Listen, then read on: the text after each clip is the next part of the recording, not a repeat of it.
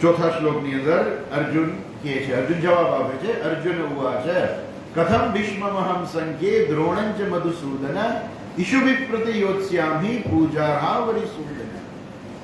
એ કહે છે કે ભગવાન બરાબર છે, તમારી વાત સાચી છે, મારામાં હૃદયની તુચ્છ દુર્બળતાને મારે ત્યજી દેવી જોઈએ, ક્લૈબ્યમપણું જે છે મને નથી શોભતું, વાત સાચી. પણ પેલી લાઈનમાં શું કહે છે ખબર છે કે તમે કોણ છો? અહીંયા અર્જુન ભગવાનનું નામ આપે છે મધુસૂદન, અને બીજી લાઈનમાં કહે છે અરિસૂદન. અરિ એટલે દુશ્મન, અને મધુસૂદન એટલે મધુ અને કૈટભ રાક્ષસોને ભગવાને માર્યા હતા, એટલે ભગવાનનું નામ પડ્યું મધુસૂદન. અને અરિસૂદન એટલે દુશ્મનોને મારનાર. કે ભગવાન તમે તો અરિસૂદન છો, તમે દુશ્મનોને માર્યા છે, તમે મધુસૂદન છો, તમે મધુ કૈટભ રાક્ષસને તમે માર્યા છે. પણ અહીંયા મારે જે છે ને, તમે જરાક સમજો મારી વાતને. અર્જુન શું કહેવા માંગે છે કે હજુ ભગવાન મારી વાત બરાબર સમજ્યા નથી લાગતા, કે તમારી વાત બરાબર છે, મારે આવી નિર્બળતા મને નથી શોભતી, પણ તમે વિચાર કરો, તમે મધુસૂદન છો, તમે હરિસૂદન છો, તમે દુશ્મનોને માર્યા છે, તમે રાક્ષસોને માર્યા છે, પણ અહીંયા મારી સામે કોણ છે? ભીષ્મમહં. કથમ ભીષ્મમહં સંખ્યે દ્રોણંચ મધુસૂદન. આ યુદ્ધમાં હું ભીષ્મ અને દ્રોણાચાર્યને કેવી રીતે મારું? ગઈકાલે આપણે જોયું ને કે ભીષ્મ પિતામહ પ્રત્યે અર્જુનને કેટલો પ્રેમ હતો, અને ભીષ્મ પિતાને પણ અર્જુન પ્રત્યે પ્રેમ હતો, બેયને અરસપરસ એટલો પ્રેમ હતો. નાનકડો હતો ત્યારે ગઈકાલે આપણે જોયું કે એ તાતશ્રી કરતો આવતો, જ્યારે ભીષ્મ પિતામાં શું કહેતા કે બેટા હું તારો તાત નથી, તારા તાતનો તાત છું. ભીષ્મ પિતા એટલા મોટા હતા, પણ એટલો અરસપરસ પ્રેમ હતો. ખૂબ અર્જુન જે છે એ ભીષ્મ પિતામાં અર્જુન ખૂબ પ્રિય હતો. ઇવન ભીષ્મ પિતામાં તો પ્રતિજ્ઞા પણ કરેલી અને કહેલું ચોખ્ખું સ્પષ્ટ કે મહાભારતના યુદ્ધમાં હું પાંડવોને કોઈને નહીં મારું, યુદ્ધમાં સૈનિકોને મારીશ, રોજના ઓછામાં ઓછા 10,000 સૈનિકોને મારીશ, પણ પાંડવોમાંથી કોઈને હું નહીં મારું, એની પ્રતિજ્ઞા હતી. હવે અહીંયા અર્જુન એ કહે છે કે મારે એમની સામે કેવી રીતે લડવું? કેમ? આ ભીષ્મ પિતામહ છે, મારા દાદા છે, મારા બધા સગાવાલા છે, અને આ દ્રોણાચાર્ય છે, મારા આચાર્ય છે, મારા ગુરુજી છે, એની સામે કથમ ઈશુભિ બાણો વડે પ્રતિયોત્સ્યામી એટલે શું? એ ભલે મને મારે, પણ હું એને કેવી રીતે મારું? મહાભારતમાં આવે છે કે અર્જુન અને ભીષ્મ પિતામહ સામસામા લડતા હતા. ભલે ભીષ્મ પિતામહ અર્જુનને મારી નહોતા નાખતા, પણ અર્જુનને હેરાન તો બહુ કરતા હતા, એને ઘાયલ તો કરી દે, કે ઘાયલ થાય એટલું તો મારવા તૈયાર હતા. એટલે એ જે અર્જુન જે છે એના માટે તો ભીષ્મ પિતામહ અત્યંત પૂજનીય હતા. એટલે કે એની સામે હું કેમ લડું? ભલે એ મને મારે કદાચ. પ્રતિયોત્સ્યામી, યોત્સ્યામી એટલે યુદ્ધ કરું, પ્રતિયોત્સ્યામી એ મને મારે તો પણ હું એની સામે કેમ લડું? એ યુદ્ધ કરે તો પણ હું એની સામે યુદ્ધ કેવી રીતે કરી શકું? મોટા હોય ને તો આમ પેલું ઘરમાં હોય કે તમે તો બધા કદાચ અનુભવ કર્યો હશે કે નાના હોય ને તો મોટી ઉંમરના મોટો ભાઈ હોય, કાકા હોય કે બાપુજી હોય કે બા હોય, ત્યારે બહુ ગુસ્સો આવી જાય ને તો એક થપાટ મારી દે, બરાબર છે, પણ એને થપાટ કેમ મારી? હવે હું બાને થપાટ મારવા જાઉં, હું બાપુજીને થપાટ મારું, એ મારવા જવાય કઈ? એ તો મોટા છે, આપણું કંઈક હિત ઈચ્છતા હોય એટલે આપણને કદાચ એને કંઈક માર્યું હોય, પણ આપણાથી એને કેમ ભરાય? આપણાથી ન ભરાય. અને અહીંયા તો ઈશુભિ, આ બાણો વડે હું એની સામે કેમ લડું? એવું એક સરસ છે, કહેવત છે કે ઉક્તોપી કુરુતે નૈવ સપુત્રો મલ ઉચ્યતે. કહેવા છતાં પણ જે દીકરો કરે નહીં, એટલે એવું છે કે શ્રેષ્ઠ પુત્ર કોને કહેવાય? તો કે મા બાપ શું ઈચ્છે છે ને એ કીધા વગર સમજી જાય, એને સૌથી શ્રેષ્ઠ કહેવાય. પણ કહીને પણ જો છતાંય ન સમજે તો એને શું કહે છે? એ પુત્રને મલ કહે છે. મલ એટલે શું? નકામી વસ્તુ, સાવ એ નકામો છે, એનો ઉપયોગ નથી. જે દીકરો કહેવા છતાંય ના કરે તો એક દીકરો જે છે એ મલ સમાન છે. હું નથી કહેતો, આ અધ્યાત્મ રામાયણની અંદર કહેલું છે એટલે અધ્યાત્મ રામાયણમાં એવું કહ્યું છે કે જે દીકરો જે છે કેવા છતાંય ન કરે તો એ મઢ સમાન છે, પણ હું તો એની સામે યુદ્ધમાં એને મારું કેવી રીતે? કેમ કે અને બીજું કે તમે મને કહો છો બરાબર કે તું યુદ્ધ કર, તો મારે યુદ્ધ કરવું જ જોઈએ, પણ પેલા મારી વાત તમે બરાબર સમજતા નથી. એનું હજુ અર્જુન છે ને એમ જાણે ભગવાનને એવું કહેવા માંગે છે કે ભગવાન હજી મારો પ્રોબ્લેમ નથી સમજ્યા. જાણે અર્જુન આમ પોતાની જાતને સાચી કેવડાવે છે કે ના ના તમે ભલે છો, પણ હું તમને કહું તમે મધુસૂદન છો, તમે હરિસૂદન છો, પણ અહીંયા મારે મારા ગુરુજી છે, અહીંયા મારે મારા દાદાજી છે. આ લોકો સામે હું બાણોથી કેવી રીતે લડી શકાય? અચ્છા, તો અને બીજું કે તમારી ગણતરી કદાચ એવી હશે કે યુદ્ધથી ધર્મની રક્ષા થાય, પણ મને એવું લાગે છે કે યુદ્ધથી ધર્મની રક્ષા નહીં થાય. કેમ કે હું યુદ્ધ કરીશ એટલે આ બધા મરશે. જો ધર્મનું પાલન કરનારા જ ન બચે તો ધર્મની રક્ષા કેમ થાય? આપણો ધર્મ એવો નથી કે પુસ્તકમાં હોય, પછી પુસ્તક તમે રાખો અને એ પુસ્તકની તમે રક્ષા કરો. કેમ? આ અમારા ધર્મનું પુસ્તક છે, અમે એની રક્ષા કરી છે. એ ધર્મના પુસ્તકની રક્ષાથી ધર્મની રક્ષા નથી થતી. ધર્મની રક્ષા કઈ રીતે થાય? ધર્મીનું રક્ષણ કરવું પડે. શંકરાચાર્યજી ભાષ્યમાં કહે છે, શરૂઆતના ભાષ્યમાં, ઉपोद्घात ભાષ્યમાં કહે છે કે ધર્મીનું જો રક્ષણ થાય ને તો ધર્મનું રક્ષણ થાય. એટલે ભગવાને જન્મ લીધો. ભગવાને જન્મ શેના માટે લીધો? ધર્મીનું રક્ષણ થાય તો ધર્મનું રક્ષણ થાય. અને ધર્મી કોણ છે? તો કે મુખ્ય છે બ્રાહ્મણો છે, કે જે ધર્મનું જ્ઞાન પ્રાપ્ત કરે, બરોબર, કર્તવ્યનું જ્ઞાન પ્રાપ્ત કરે અને બીજાને એ જ્ઞાન આપે છે. એટલે સૌથી પહેલું રક્ષણ બ્રાહ્મણોનું થવું જોઈએ. જેમ આપણે એમ કહીએ ને અત્યારે આપણે એમ કહ્યું કે સૌથી પહેલું રક્ષણ છે ને શિક્ષકોનું થવું જોઈએ. કેમ? આ શિક્ષકો જ બધાને જ્ઞાન આપે છે. શિક્ષકો જ ન હોય તો આપણા બાળકો બધા ભણશે કેવી રીતે? શિક્ષકોનું રક્ષણ થવું સૌથી વહેલું છે. એમ બ્રાહ્મણોનું રક્ષણ થવું સૌથી વહેલા છે, પછી બીજાનું રક્ષણ થવું જોઈએ. પણ જો કોઈ ધર્મનું પાલન કરનારા જ ન રહે તો ધર્મ કેવી રીતે બચે? આ તો મહાભારતના યુદ્ધમાં આ બધા મરી જશે, આ હું બધાને મારી નાખીશ. અર્જુનને ખબર હતી કે હું કેવો શૂરવીર છું. એનામાં એવી તાકાત હતી કે એને વિરાટ રાજાને ત્યાં હતા ત્યારે એકલા હાથે યુદ્ધ કરવા નીકળ્યો હતો. ખરેખર તો વાત એવી હતી કે વિરાટ રાજાનો પુત્ર ઉત્તર કુમાર હતો ને, એને યુદ્ધ કરવાનું હતું ને પેલા તો એને ખોટી બાંગો પોકાઈ કે અરે મારી સામે તો ભીષ્મ આવે તો હું લડું, કર્ણ આવે તો લડું, ને દ્રોણાચાર્ય સામે હું એકલો લડી શકું એમ છું ને. પેલી ખરેખર જોયા ને તો ભાઈ ગયો તો યુદ્ધમાંથી. મહાભારતમાં વર્ણન છે કે ઉત્તર કુમાર ભાગે છે ત્યારે અર્જુન બૃહલ્લાના વેશમાં હોય છે અને એને પકડે છે. કુમાર તમે બેસો, તમારે યુદ્ધમાંથી ભગાય નહીં, તમે યુદ્ધમાં મરી જાઓ, તમે તો ક્ષત્રિય છો, ભલે યુદ્ધમાં મરી જાઓ પણ તમારાથી યુદ્ધમાંથી ભગાય નહીં એમ કરીને પકડે. અરે પણ કે સામે તો જો અહીંયા ભીષ્મ છે, દ્રોણ છે, કર્ણ છે, આની સામે હું એમ કેમ લડું? પછી એને કહે છે કે હાલ બેસ જા, તું મારો રથ હલાવ. પછી સ્મશાનમાં જાય છે, ત્યાંથી પોતાના શસ્ત્રો ઉતારે છે, પછી એને કહે છે કે જો હું અર્જુન છું, હાલ તું મારો રથ હલાવ અને હું જાઉં. એ સમયે અર્જુન એકલા હાથે આ બધા સામે લઈ હતો. આજુ તેની પાસે સૈન્ય છે આટલું મોટું, ત્યારે તો એકલા હાથે એની પાસે સૈન્ય નહોતું, એકલા હાથે લડવા તૈયાર હતો. એને પોતાની શક્તિ ઉપર એને ખબર હતી કે મારી પાસે કેટલી શક્તિ છે. કેટલા દિવ્ય અસ્ત્રોનો એક નાતા હતો, કેટલા દિવ્ય અસ્ત્રો એને સ્વર્ગમાં જઈને પ્રાપ્ત કર્યા. શિવજીને પ્રસન્ન કરીને પાશુપતાસ્ત્ર એને પ્રાપ્ત કરેલું. એટલે અર્જુન જે છે એ જરાય નબળો નહોતો, પણ અર્જુનનું કેવું એવું છે કે ભગવાન તમે હું શું કહેવા માંગુ છું તમે સમજતા નથી. કે એક તો આ બધા છે કેવા છે, આ ભીષ્મ પિતામહ છે, દ્રોણાચાર્ય છે, એને મરાય નહીં, અને બીજું કે આ યુદ્ધમાં બધા મરી જશે.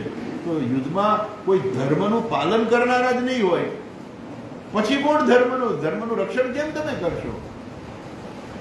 એટલે હજુ આગળ કહે છે અર્જુન, આના પછીના શ્લોકમાં કહે છે, જો 5મો શ્લોક કહે છે, ગુરુન હત્વા હિ મહાનુભાવાન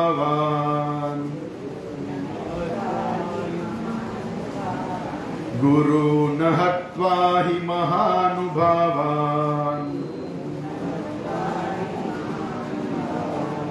શ્રેયો ભોક્તુમ ભૈક્ષમપીહ લોકે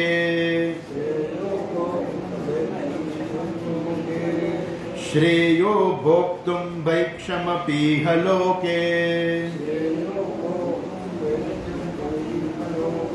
હત્વાર્થ કામાંસ્તુ ગુરુનિહૈવ હત્વાર્થ કામાંસ્તુ ગુરુનિહૈવ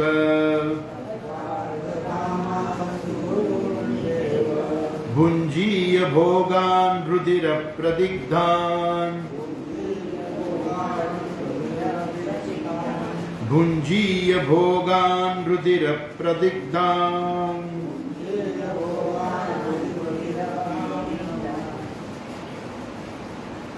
ગુરુન હત્વા હિ મહાનુભાવાન. હે મધુસૂદન, હે હરિસૂદન, ગુરુજીને મારવા, ગુરુન હત્વા હિ મહાનુભાવાન, આ મહાનુભાવ જે છે એવા ગુરુજીઓને મારવા એના કરતા શ્રેય શ્રેષ્ઠ કલ્યાણકારી શું છે?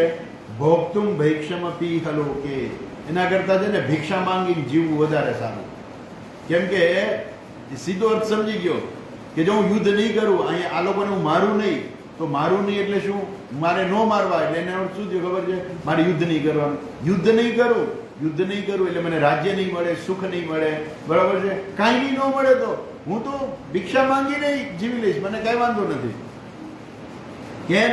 કેમ કે હત્વાર્થ કામાંસ્ત ગુરુની હૈવ ભુંજીય ભોગાન રુધિર પ્રતિકાન. હત્વાન, આવા લોકોને મારીને, આવા પૂજ્ય જે છે ગુરુજનોને મારીને, અને શું જાય પછી અમારે શું કરવાનું? પછી અમે કદાચ એની પર વિજય પ્રાપ્ત કર્યો, એ બધાને મારીને કારણે હવે વિજય પ્રાપ્ત થયો, પણ વિજય પ્રાપ્ત કર્યા પછી શું મળશે?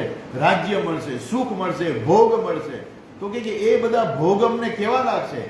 હત્વાર્થ કામાંસ ગુરુની હૈવ ભુંજીય ભોગાન રુધિર પ્રદિગ્ધા. આ બધા જે ભોગ એ લોહીથી ખરડાયેલા હશે. કેમ? કેમ કે કોઈ પણ વસ્તુ તમે પ્રાપ્ત કરી હોય ને તો તરત જ એની યાદી છે ને તમારા મનમાં ઉત્પન્ન થાય. કે દાખલા તરીકે તમે પહેલી વખત જ્યારે મકાન લીધું હોય તો તમને ખબર પડે કે હા અમે મકાન લીધું ને ત્યારે આવી રીતે લીધું હતું. પહેલી વખત તમે કાર લ્યો ત્યારે એમને કહો મેં કાર લીધી ને ત્યારે આવું લીધું. ઇવન જે લોકો સાયકલ પહેલી વાર હાથમાં આવી ને છોકરાઓને પહેલી વખત સાયકલ આવે ને એ લાઈફ ટાઈમ યાદ કરે કે મારી પાસે સાયકલ ક્યારે આવી હતી. ઘરમાં પૈસા નહોતા, બાપુજી પાસે પૈસા નહોતા, એસએસસી બોર્ડની મારે પરીક્ષા આપવાની હતી અને એ સમયે 200 રૂપિયાની જૂની સાયકલ લઈને મને મારા પિતાજી આપી હતી અને ત્યારે હું બોર્ડની એક્ઝામ પછી હું આપવા જતો. તો એ માણસને યાદ હોય કે મારી પાસે કોઈ પણ વસ્તુ કેવી રીતે આવી હતી. એમ આ બધા સુખ અને ભોગ, કારણ કે પછી તો સુખ ભોગ મળવાના જ છે, રાજ્ય મળવાનું છે, એટલે સુખ અને ભોગ બધા મળવાના જ છે. અને એ સમયે આ બધા ભોગ અમે જ્યારે ભોગવીશું ને ત્યારે યાદ આવશે કે અમે ભીષ્મ પિતામહને બાણ માર્યા હતા અને એના શરીરમાંથી લોહી નીકળ્યું હતું ને એ મૃત્યુ ભાઈમાં ત્યારે અમને આ વિજય પ્રાપ્ત થયો. એ અમારા ગુરુજી દ્રોણાચાર્ય કે જેણે અમને આ બધી વિદ્યા આપી હતી અને મેં વિદ્યાનો ઉપયોગ એની ઉપર કરીને મેં જ એને માર્યા અને એના બધા લોહીથી ખરડાયેલા આ અર્થ અને કામ જે છે અમારે ભોગવવા પડે. ગુરુ કોને કહે છે? ગુરુને હત્વા. ગુરુ એટલે શું? તો શાસ્ત્રમાં સરસ વ્યાખ્યા છે ગુરુની. મુકારસ્તુ અંધકારઃ ઋકારસ્તન્નિવર્તકઃ અંધકાર નિરોધિત્વાત ગુરુરીત્ય વિધીયતે. ગુરુ કોણ છે? તો કહે છે કે ગુકાર જે છે ને એ શું છે? અંધકારનું પ્રતીક છે. અને ઋકાર જે છે ને એ ઋકાર એ પ્રકાશનું પ્રતીક છે. અંધકાર નિરોધિત્વાત ગુરુરીત્ય વિધીયતે. ગુરુ શું કરે છે? શિષ્યનો અજ્ઞાન રૂપી અંધકાર દૂર કરે છે. ગુરુ અંધકાર શેનો દૂર કરે છે? અજ્ઞાન રૂપી અંધકાર. એ અજ્ઞાન રૂપી અંધકાર એવો હોય છે ને કે એ શિષ્યને જ ખબર પડે કે ગુરુજી જ્યારે એને રસ્તો બતાવે ને ત્યારે ખબર પડે અરે આ તો મને આવડતું નહોતું, હવે આવડી ગયું.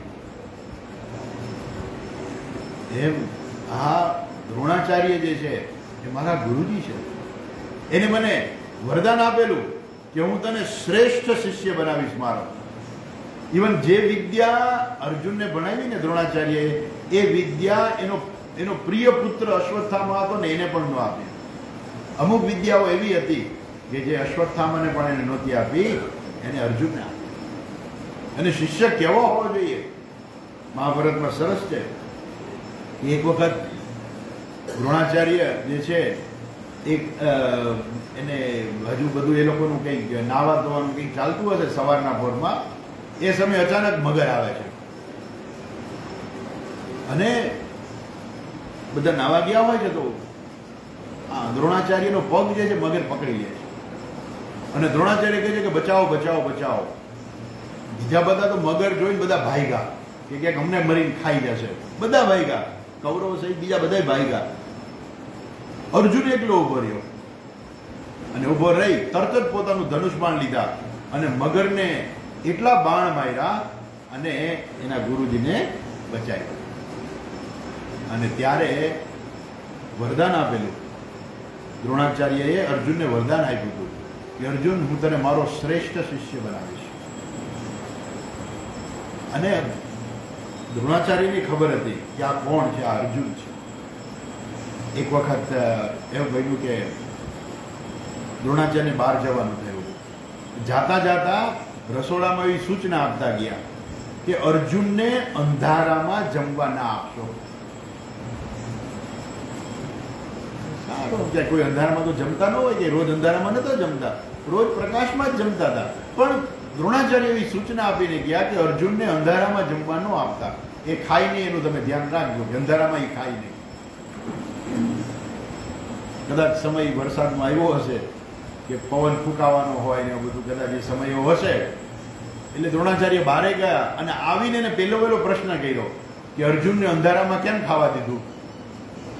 પેલા લોકો આશ્ચર્યમાં પડી ગયા કે એક તો દ્રોણાચાર્યને ખબરે પડી ગઈ કે અંધારું થયું હતું, અંધારામાં અર્જુને ખાઈ લીધું, એ ખબરે પડી ગઈ એને. કેવી રીતે?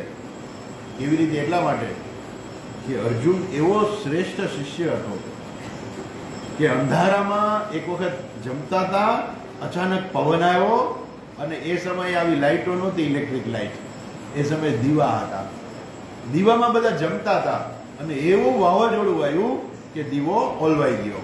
અને એ સમયે બધા જમતા હતા. જમતા જમતા અર્જુનના હાથમાં કોળીઓ, પેલો કહેવાય કે અંધારામાં જમાય નહીં, પણ હાથમાં કોળીઓ હતો ને એ અર્જુનના મોઢામાં એને મૂકી દીધો. પછી તો અટકી ગયા કે અંધારામાં ના જમાય એટલે ઉભા રહી ગયા, પણ એક કોળીઓ એને મોઢામાં મૂકી દીધો.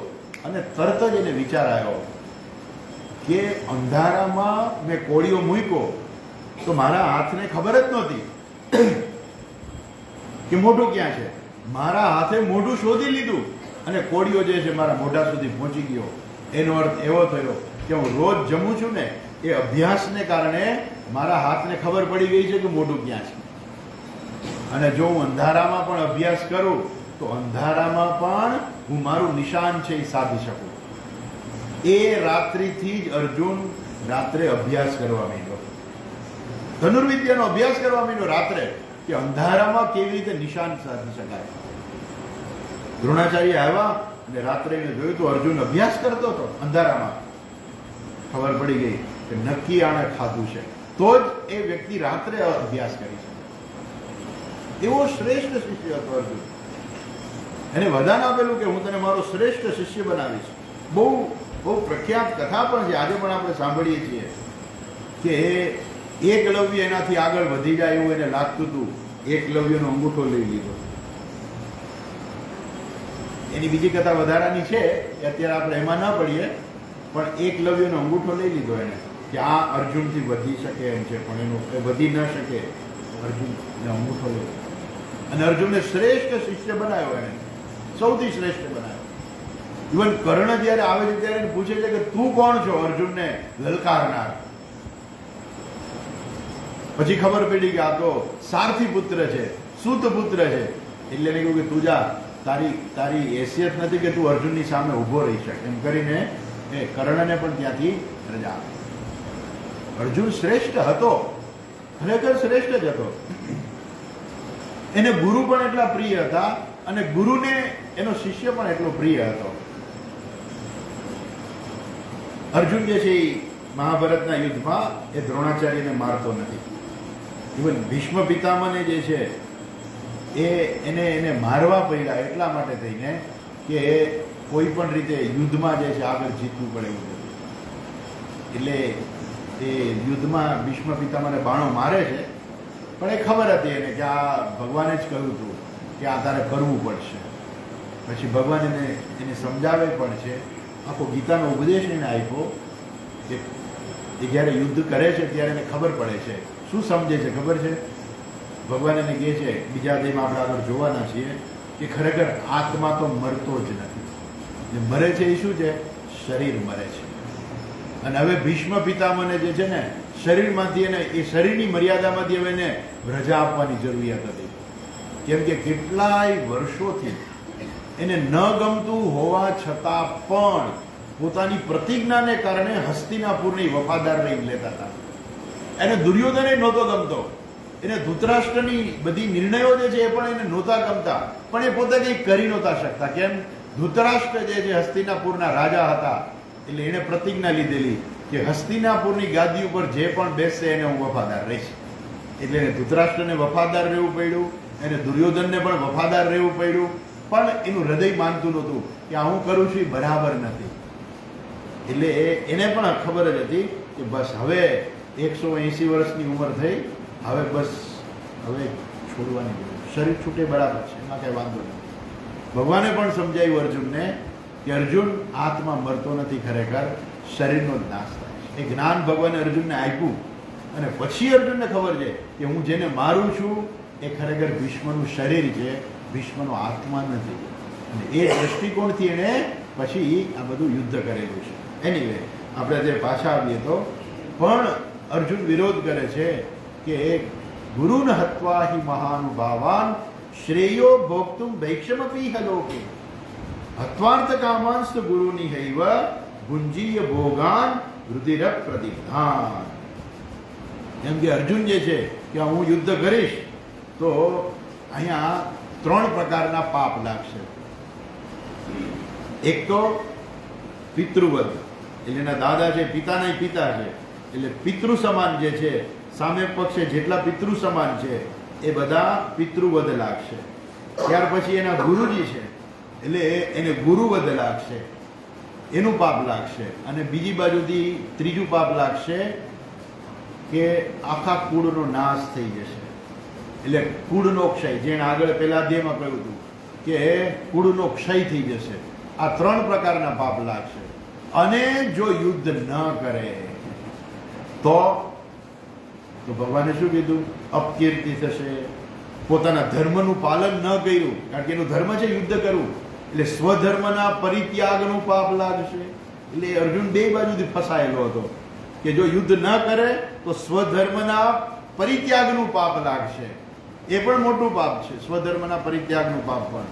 અને યુદ્ધ કરશે તો પિતૃવધ, કુળક્ષયવધ, ગુરુવધ એનું પાપ લાગશે. એટલે એને ખબર નથી પડતી કે મારે આમાંથી કરવું શું, કે આ બધી બાજુ 2 બાજુ જાણે કે પાપ જ છે. એટલે કહે છે કે અને બીજું કે હું મારા સ્વધર્મનું પાલન કરીને આ લોકોને મારીશ તો પણ પછી જ્યારે આ બધા ભોગ મળશે ત્યારે એ મને યાદ આવશે કે મેં મારા ગુરુજનોને માર્યા છે, મેં મારા પિતૃઓને માર્યા છે, અને હવે આ બધા ભોગ શું કામના. આગળ કહે છે અને હજુ એક શબ્દ કહી દે છે, શ્રેયો ભોક્તુમ ભૈક્ષમપી હલોકે. આના કરતા મને એવું લાગે છે કે હું ભિક્ષા માંગીને જીવી લઉં. બરાબર છે? સ્વધર્મનો ત્યાગ એક જ વ્યક્તિ કરી શકે, સંન્યાસી. એને સ્વધર્મનો, ખરેખર સ્વધર્મનો ત્યાગ તો કોઈને કરવાનો જ નથી હોતો, પણ સ્વધર્મનો ત્યાગ કરવાનો અધિકાર માત્ર સંન્યાસીને છે. અને એ પણ હવે મારી ક્યાંય કોઈ જરૂરિયાત નથી, પછી જે છે એ સંન્યાસ લે બરાબર છે. સંન્યાસનો અર્થ એવો નથી કે ભાગી જવું, ભાગેડુ વૃત્તિ. અર્જુનની અત્યારે વૃત્તિ ભાગેડુ વૃત્તિ છે કે એને યુદ્ધમાંથી ભાગી જવું છે, યુદ્ધનો સામનો નથી કરવો, એનું કર્તવ્ય નથી બજાવવું, એ એની ભાગેડુ વૃત્તિ છે. સંન્યાસ એના માટે નથી. કેમ કે આ ભિક્ષા જે છે, ભિક્ષા માંગીને કોણ જીવે? એક તો બ્રહ્મચારીઓ કે જે વિદ્યાર્થીઓ હોય, બરોબર ને? આપણી પહેલી પરંપરા કેવી હતી કે શિષ્યો જે છે એ ભણવા માટે ગુરુજીની પાસે જાય. બાળક મોટું થાય એને યજ્ઞોપવિત આપે, પછી ગુરુજી પાસે જાય. તમે જુઓ આપણી પરંપરાની અંદર આ પરંપરા કેટલી અગત્યની છે ને કેટલી જાળી રાખવા માટે ભગવાન શ્રી કૃષ્ણ અને રામ બંને આ પરંપરાનું પાલન કરેલું છે. ભગવાન શ્રી કૃષ્ણ પણ યજ્ઞોપવિત લઈને સાંદીપની ઋષિ પાસે ભણવા ગયા હતા, અને ભગવાન રામચંદ્રજી છે એ પણ યજ્ઞોપવિત લઈ વશિષ્ઠ ઋષિના આશ્રમમાં ભણવા ગયા હતા. એનું ખૂબ વર્ણન રામાયણમાં આવે છે. એ રામચંદ્રજી વશિષ્ઠ ઋષિના આશ્રમમાં ભણવા ગયા. શું ભગવાનને કોઈ વિદ્યા પ્રાપ્ત કરવાની જરૂરિયાત હોય? એની પાસે તો બધી વિદ્યા હોય. એ તો સર્વ વિદ્યાના જ્ઞાતા છે, સર્વજ્ઞ સર્વશક્તિમાન છે. એને શું ભણવાની જરૂર છે? એને શું વિદ્યા પ્રાપ્ત કરવાની જરૂર છે? પણ એવું નહીં. એ પરંપરા જે છે, આપણી સમાજની જે પરંપરા જે છે, જે આપણી વૈદિક પરંપરા જે છે, એ વૈદિક પરંપરા તૂટવી ના જોઈએ. અને એટલા માટે થઈને ભગવાન રામચંદ્રજી પણ વશિષ્ઠ ઋષિના આશ્રમમાં ભણવા ગયા. એ વૈદિક પરંપરા હતી. અને પછી સાથે સાથે એવું હતું કે ભણવામાં બધા ભેગા ભણતા હોય. એ કોઈ ગરીબ મા બાપનો દીકરો હોય કે રાજાનો દીકરો હોય, એ પછી સુદામા હોય કે કૃષ્ણ હોય, એ પછી દ્રુપદ હોય કે દ્રોણાચાર્ય હોય, એ બધા એક સાથે ભણતા હોય. એ રાજાનો દીકરો હોય કે ગરીબનો કોઈ દીકરો હોય, બધા સાથે ભણતા હોય. અને એટલું જ નહીં, ત્યાં ગુરુજી પાસે કંઈ મોટા મહેલ ને મોટા રસોડા ના હોય, ભિક્ષા માંગવા જવું પડે. ત્યાં દરેક બ્રહ્મચારીને ભિક્ષા માંગવા જવું પડે. અને ભિક્ષા માંગીને જે આવે એ ગુરુજીને આપવાનું, ને એમાંથી પછી ગુરુજી જે આપે એટલું ખાવાનું હોય ને. આપણી પરંપરા હતી. એટલે એક તો શિષ્ય ગુરુજી જે હોય ને, એટલે કે વિદ્યાર્થી ગુરુજી પાસે જ્યારે વિદ્યાર્થી જાય ને ગુરુકુળમાં, ત્યારે એને ભિક્ષા માંગવાનો અધિકાર છે. જ્યાં સુધી ગુરુકુળમાં રહે ત્યાં સુધી એને ભિક્ષા માંગવાનો અધિકાર છે. અને પછી એનો અભ્યાસ પૂરો થાય, ત્યાર પછી સમાવર્તન સ્નાન થાય, અને એ સ્નાન કર્યા પછી એના લગ્ન થાય, અને લગ્ન કર્યા પછી ગૃહસ્થ આશ્રમમાં પ્રવેશ કરે ને, પછી એનો ભિક્ષા માંગવાનો અધિકાર નથી. પૂરું થઈ ગયું. પછી પાછો અધિકાર ક્યારે મળે? સંન્યાસ વખતે. ફરી સંન્યાસ લે ને ત્યારે શાસ્ત્ર કહે છે કે એને બધા કર્તવ્યોમાંથી મુક્તિ છે. બધા કર્તવ્યો. સંન્યાસમાં શું છે? બધા કર્તવ્યોમાંથી મુક્તિ છે. પણ સંન્યાસ એવું નથી કે તમે કર્તવ્યોમાંથી ભાગીને આવી જાઓ. સંન્યાસમાં કર્તવ્યમાંથી મુક્તિ છે કે હવે તમારું કોઈ કર્તવ્ય નથી. કેમ કર્તવ્ય નથી? કેમ કે જ્યાં સુધી વ્યક્તિ ગૃહસ્થ આશ્રમમાં હોય છે ને, ત્યાં સુધી એને કંઈક જોઈ છે. જગતના પદાર્થો જોઈ છે, આ લોકના ભોગ જોઈ છે, પરલોકના ભોગ જોઈ છે. આ લોકમાં જોઈ છે, પરલોકમાં જોઈ છે. આ ઘણા લોકો પૂજા પાઠ શું કામ કરતા હોય ખબર છે? દાન દક્ષિણા શું કામ આપતા હોય ખબર છે? કે ભગવાન આપણે અહીંયા પુણ્ય કર્યું હશે ને તો મૃત્યુ પછી આપણને કામ લાગે, એટલા માટે થઈને. એ હજુ ગૃહસ્થ આશ્રમમાં છે. ભલે ને ગમે એટલું સત્કર્મ કરતા હોય, પણ હજુ એ ગૃહસ્થ આશ્રમમાં છે. માનસિકતા એની હજુ ગૃહસ્થ આશ્રમની છે. એટલે આવા લોકો જે છે એને ભિક્ષા માંગવાનો અધિકાર નથી. સંન્યાસીને કેમ છે? સંન્યાસી બધો જ ત્યાગ કરે છે. મારે આ લોકના ભોગ નથી જોતા, પરલોકના ભોગ નથી જોતા. મારે સ્વર્ગાદી લોક એને જ જોતું કે મારે બ્રહ્મલોક પણ નથી જોઈતો. મારે આ લોકમાં કોઈ ભોગ નથી જોતા. હું કોઈની સ્પર્ધામાં નથી. આ બધા આપણે તો સમાજમાં આ બધી ખબર નથી હોતી. જ્યારે વ્યક્તિ સંન્યાસ લે ને ત્યારે એ પ્રતિજ્ઞા કરે છે અને બધા જીવોને અભયદાન આપે છે. એ જીવો કોઈ પણ ક્યાંથી શરૂ કરીને નાનામાં નાના જીવથી શરૂ કરીને ઇન્દ્ર સુધીના બધા લોકોને કહે છે કે તમે કોઈ મારાથી ભયભીત ન થતા. હું તમારી કોઈ સ્પર્ધામાં નથી. મારે નથી સ્વર્ગનું સિંહાસન જોતું, માથે નથી સ્વર્ગલોક જોતો, કે નથી મારે આ લોકના કોઈ ભોગ જોતા. એ હું પ્રતિજ્ઞા કરું છું. કેમ કે હવે પછી એ જે શાસ્ત્ર અધ્યયન, જે જ્ઞાન પ્રાપ્ત કરવા જાય છે ને, એનું પુણ્ય એટલું બધું હોય છે કે કદાચ ઇન્દ્રને એમ લાગે કે આ મારું આસન લઈ લેશે તો કે નહીં, હે દેવતાઓ, તમે કોઈ મારાથી ડરતા નહીં. મારે તમારું કોઈનું કાંઈ જોઈતું નથી.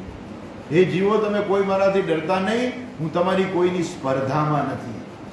મારે કાંઈ નથી જોતું. અને જેને કાંઈ નથી જોઈતું ને એને શાસ્ત્ર એમ કહે છે કે જા, હવે તું મુક્ત. હવે તારું કોઈ કર્તવ્ય નથી, કર્તવ્યમાંથી મુક્ત. અને એ જે શાસ્ત્ર જે છે ને એ કર્તવ્યથી બાંધે છે. જ્યારે યજ્ઞોપવિત લે ને ત્યારથી જ એની શરૂઆત થઈ જાય. ત્યારથી એને ત્રિકાળ સંધ્યા કરાવે. અને ત્યાર પછી જ્યારે લગ્ન થાય ત્યાર પછી રોજ યજ્ઞ કરવાનો હોય. રોજ હોમ કરવાનો હોય, રોજ પંચયજ્ઞ કરવાના હોય. પંચયજ્ઞ એટલે શું? આપણે એનો વિસ્તાર પછી જોઈશું. રોજ પંચયજ્ઞ કરવાના હોય, આ બધું એને કરવાનું છે. સાથે સાથે એને સંપત્તિ પણ મેળવવાની છે, કેમ કે ઘર હલાવવાનું છે. સંન્યાસીને કયું ઘર હલાવવાનું છે? કઈ નહીં, એને કઈ હલાવવાનું જ નથી. એને ભિક્ષા માંગીને જીવવાનું છે. એને કોઈ ભોગની જરૂરિયાત નથી. અને એટલા માટે શાસ્ત્ર એને મુક્તિ આપે છે કે તારું કોઈ કર્તવ્ય નથી. અને જે ગૃહસ્થાશ્રમમાં રહીને જે બધું ઈચ્છે છે કે મારે પૈસા જોઈ છે, ભોગ જોઈ છે, સ્ત્રી જોઈ છે, પુત્ર જોઈ છે, સ્વર્ગ જોઈ છે, ને આ લોક જોઈ છે, પરલોક જોઈ છે, ને એને કર્તવ્ય આપે છે કે તો તારું કર્તવ્ય પણ છે, તને ભોગે મળશે, સાથે સાથે તારું કર્તવ્ય પણ છે. સંન્યાસ માટે શું છે? કોઈ કર્તવ્ય નથી. એટલે એને ભિક્ષા માંગવાની છૂટ છે. એટલે કાં તો ગૃહસ્થીને અથવા તો નહીં, ખાલી ગૃહસ્થીને ભિક્ષા માંગવાનો અધિકાર નથી. કાં તો શિષ્યને અર્થાત વિદ્યાર્થીને અર્થાત બ્રહ્મચારીને, જ્યાં સુધી લગ્ન ન થાય ત્યાં સુધી બ્રહ્મચારી છે, એ બ્રહ્મચારીને ભિક્ષા માંગવાનો અધિકાર છે. અને સંન્યાસીને ભિક્ષા માંગવાનો અધિકાર છે. હવે અર્જુનજી પાછો ગૃહસ્થીમાંથી પાછો બ્રહ્મચારી બની શકે? એ તો ગૃહસ્થી હતો. લગ્ન થઈ ગયા પછી બ્રહ્મચારી ન બનાય. આગળનું પગલું ભર્યું હોય પછી પાછળ ન જવાય. આપણા ચારે આશ્રમો કેવા છે? તમે આગળ જાઓ પછી પાછળ ન અવાય. એટલે તમે બ્રહ્મચર્ય આશ્રમમાંથી ગ્રહસ્થ આશ્રમમાં જાઓ પછી વળી પાછું બ્રહ્મચારી ન બનાય, કેમ કે તમે ગ્રહસ્થ આશ્રમમાં પ્રવેશ કરી ચૂક્યા છે. હવે ગ્રહસ્થ આશ્રમમાં પછી વાનપ્રસ્થમાં જવાય અને વાનપ્રસ્થમાંથી પછી સંન્યાસમાં જવાય. એટલે સંન્યાસમાંથી વળી પાછું ન હોય કે હવે મારે વળી પાછું ગૃહસ્થી બનવું છે. એટલે કે સંન્યાસ છે ને બહુ વિચારપૂર્વક લેવાનો હોય કે તમે બધાથી મુક્ત છો. હવે તમને કોઈ પણ પ્રકારના કોઈ ભોગની જરૂરિયાત નથી. તમે બધાનો ત્યાગ કર્યો છે અને માટે તમને એ ભિક્ષા માંગવાનો પણ અધિકાર છે. અર્જુન તો ગૃહસ્થી હતો એટલે હવે બ્રહ્મચારી તો બની ના શકે, તો હવે એના માટે સંન્યાસ જ હતું એક બાકી. એટલે એ કહેવા માંગે છે કે ભૈક્ષમપી લોકે, હું ભિક્ષા માંગીને જીવી લઉં. એટલે જો હું સંન્યાસી બની જાઉં. ભગવાન મારે યુદ્ધ નથી કરવું, હવે હું એના કરતા સંન્યાસ લઈ લઉં. એટલે સંન્યાસ લઈ લે, કોઈ કર્તવ્ય હોય નહીં, પછી હું છૂટો. પણ એ ભાગેડું વૃત્તિ છે. ભગવાન કહે છે કે એ બરાબર નથી. સંન્યાસ છે એ ભાગેડું વૃત્તિ વાળો સંન્યાસ છે, જે સંન્યાસ નથી. સમજપૂર્વક લીધેલો સંન્યાસ એ સાચો સંન્યાસ છે. અને સંન્યાસ લેવો હોય તારે તો જંગલમાં 12 વર્ષ રહ્યો હતો ત્યારે લઈ લેવો હતો ને તારે સંન્યાસ. ત્યારે શાંતિથી બેસીને વિચાર કરવો હતો ને કે મારે સંન્યાસ લઈ લેવો છે ને આ યુદ્ધ કંઈ થાય છે, કરવું નથી. પણ આ તો શું છે? અત્યારે એને એ અર્જુન જે છે એને મોહ ઉત્પન્ન થયો છે અને મોહની અંદર માણસ ભાન ભૂલી જાય છે. જેને શું કરવું, શું કર્તવ્ય છે, શું અકર્તવ્ય છે એને ખબર ના પડે. એમ અર્જુન અત્યારે મોહમાં ભાન ભૂલી ગયો છે અને કર્તવ્ય અકર્તવ્યનું એને ભાન નથી રહેતું. અને એટલા માટે એમ કહે છે કે હું તો ભિક્ષા માંગીને જીવું. આ અર્જુનનો પ્રશ્ન આ બીજા અધ્યાયથી માંડીને 18મા અધ્યાયમાં પાછો આ જ પ્રશ્ન આવવાનો છે.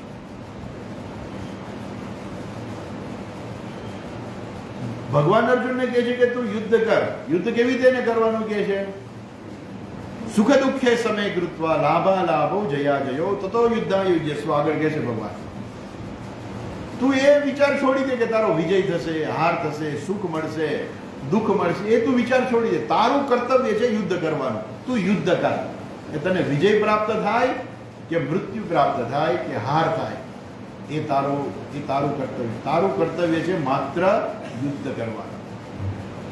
માટે તું યુદ્ધ કર. એ શું છે? કર્મયોગ છે. એટલે અર્જુનનો પ્રશ્ન પહેલેથી જ છે કે મારે યોગ બુદ્ધિથી કર્મ કરવા કે મારે સંન્યાસ લેવો. આ જ બીજા અધ્યાયમાં પ્રશ્ન છે, ત્રીજા અધ્યાયમાં પાછો આ જ પ્રશ્ન છે, 5મા અધ્યાયમાં પાછો આ જ પ્રશ્ન છે અને છેક 18મા અધ્યાયમાં પાછો આ જ પ્રશ્ન કરે છે અર્જુન. એટલા માટે આ ગીતાનું જ્ઞાન જે છે ને એ એટલું સરળ નથી કે જેટલું આપણે સરળ સમજીએ છીએ. આમ લાગે સરળ આપણને, પણ ખરેખર એટલું સરળ નથી. કેમ કે અર્જુન 18મા અધ્યાયમાં સાક્ષાત ભગવાન સમજાવે છે, છતાંય 18મા અધ્યાયમાં ફરી પાછો એ જ પ્રશ્ન કરે છે કે મારે ત્યાગ અને સંન્યાસ વિશે જાણવું છે. એક પ્રશ્ન અર્જુનનો છે. પછી 18મા અધ્યાયમાં સમજી જાય છે અને પછી એને ખ્યાલ આવે છે કે મારે શું ખરેખર કરવાની જરૂર છે. પછી છેલ્લે કહે છે નષ્ટો મોહ સ્મૃતિ લબ્ધા કરી છે વચનમ તવ. પછી કહે છે અને અર્જુન ઉભો થઈને પછી યુદ્ધ કરે છે. એ છેલ્લે આવશે. પણ અર્જુન જે છે એનો મોહ જે છે એને કારણે જ એ અહીંયા શું કહે છે કે હું ભિક્ષા માંગીને તમે કહો તો હું સંન્યાસ લઈ લઉં, બસ હાલો હું સંન્યાસી બનવા તૈયાર છું. ભગવાન ના પાડે તારા માટે સંન્યાસ પણ અત્યારે બરાબર નથી. એ કહે છે શ્રેયો ભોગતુમ ભૈક્ષમપી હલોકે. આ લોકમાં સંન્યાસી બનીને જે છે ને એના કરતા હું સંન્યાસી બની જાઉં આ બધાને મારવા એના કરતા. હત્વાર્થ કામાંસ્ત ગુરુની હૈવ ભુંજીય ભોગાન રુધિર પ્રતિજ્ઞાન. મારે યુદ્ધ કરીને આ બધાને મારી અને પછી રાજ્ય સુખ જે બધા મળે એ લોહીથી ખરડાયેલા આ બધા ભોગ જે છે એ અમારે ભોગવવા પડે. એટલું જ નહીં, અર્જુન કહે છે કે હજુ એ અમને ખબર નથી કે અમે જીતશું કે હારીશું. બરાબર છે? એ કહે છે. જો આના પછીના શ્લોકમાં કહે છે, છઠ્ઠો શ્લોક, ન ચૈતદ્વિદ્મઃ કતરન્નો ગરીયઃ ચૈતદ્વિદ્મઃ કતરન્નો ગરીયઃ યદિવાનો જયેયુઃ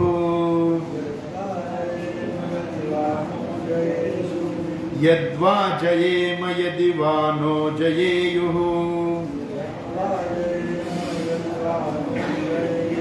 યાનેવ હત્વા ન જીજીવિષામઃ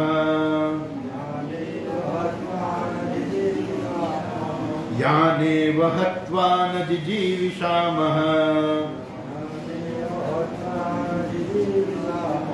તેવ સ્થિતાઃ પ્રમુખે ધાર્તરાષ્ટ્રાઃ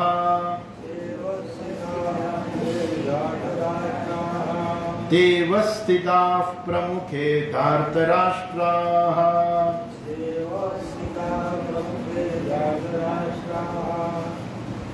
ન ચ એતદ્ વિદ્મઃ કતરન્નઃ ગરીયઃ.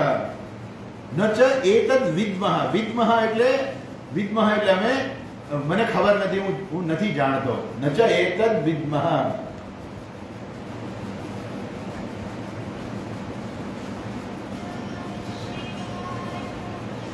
ન ચ એતદ્ વિદ્મઃ કતરન્નો ગરીયઃ. ગરીયઃ એટલે શ્રેષ્ઠ. મને જ ખબર નથી કે આમાં મારું શ્રેષ્ઠ શું છે. મારી શ્રેષ્ઠ છે